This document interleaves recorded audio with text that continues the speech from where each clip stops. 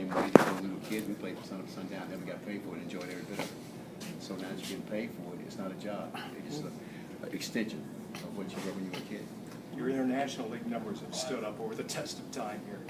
Well, like I said, with all the ball players that have passed through the international league, I would have thought that someone would accomplish what I did, but went beyond that. Because of the way they have announced equipment, the way they have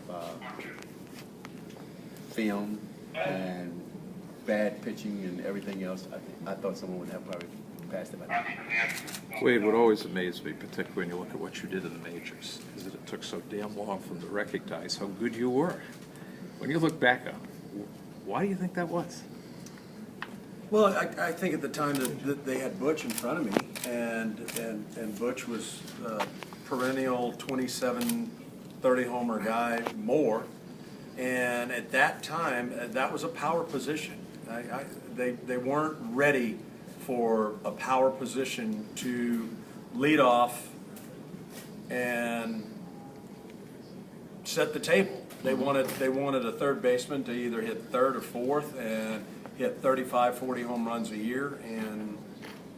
But the game that I had to be successful was to set the table for Jimmy and Dwight and Tony Armas and score 100 runs. And I mean, I didn't steal any bases, but I still tied Ricky Henderson the year he stole 101 bases. We tied for 135 runs, and I think I stole 2 that year. So That many. So yeah, I stole 2. I think I had double digits. But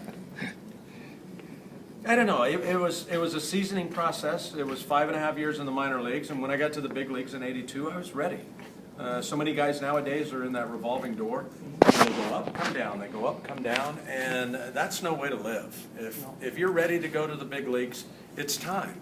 And the Red Sox felt in 1982 that it was time. So, and I was a bench player, a utility player, pinch hitter, and Carney was the third baseman in 1982. So I was just happy to be that 25th guy on the bench. In today's world, with the statistics, the on-base percentage, the things that you do, I mean, guys would be.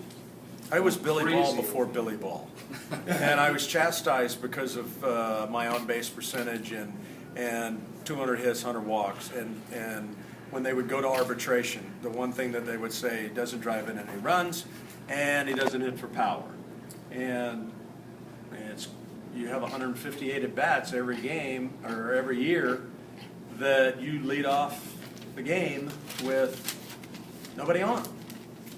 But I mean, in a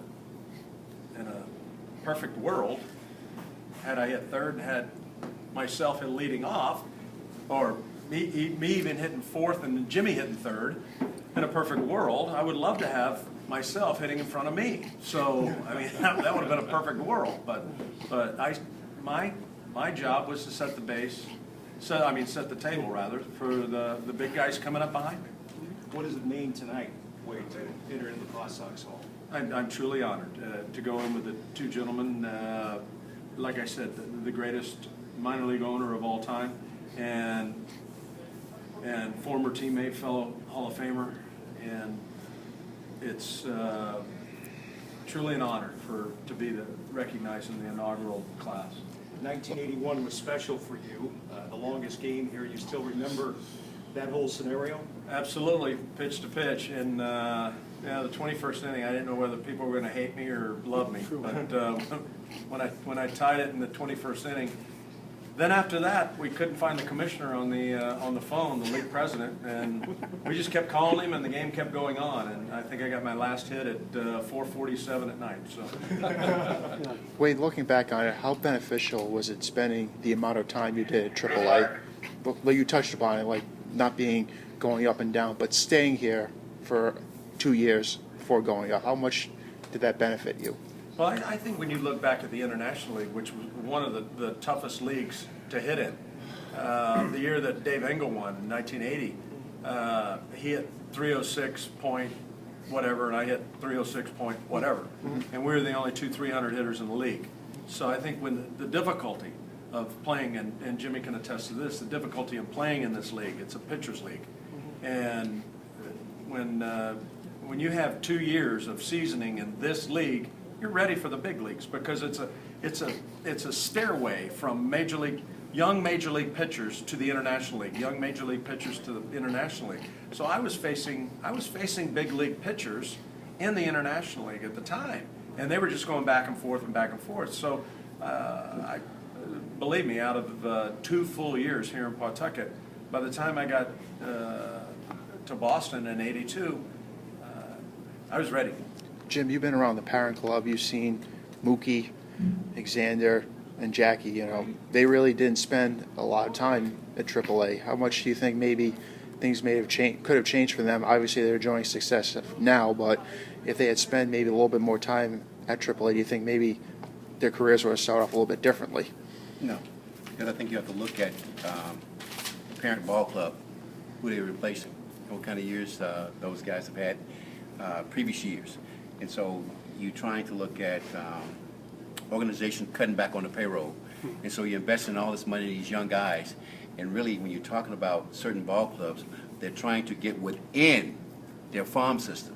And if you keep getting guys outside of your farm system, you're pushing these guys back. So why not have these guys come up and all of a sudden they didn't disappoint you at all?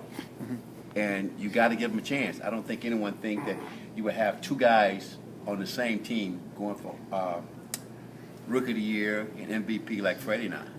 And you look at the guys that you're talking about Xander, you're talking about Bowie, you're talking about Jackie. So you got a nucleus of guys there, and you throw Pedroia in there. So you got everybody the same age. Is what you're trying to do. Maybe lock those guys up, because you're hoping if they take pride in themselves, they're going to get better. They're going to get worse. But it's a lot different for those guys because they didn't spend a lot of time in AAA. They kind of learned on the big leagues on the fly. They feel to spend a day in the minor league, did they? No, not one. Okay, just checking. But it's not that. It's just like the maturing. It's some guys mature faster. So okay, a good example. You say, well, Some don't. You're saying that well, they just spend a lot of time in the minor league. But okay? Wade spent 2 years, It's different 5 times. and a half. 5.5. Different No, time. no, in AAA. I meant. Oh, in AAA. Yeah.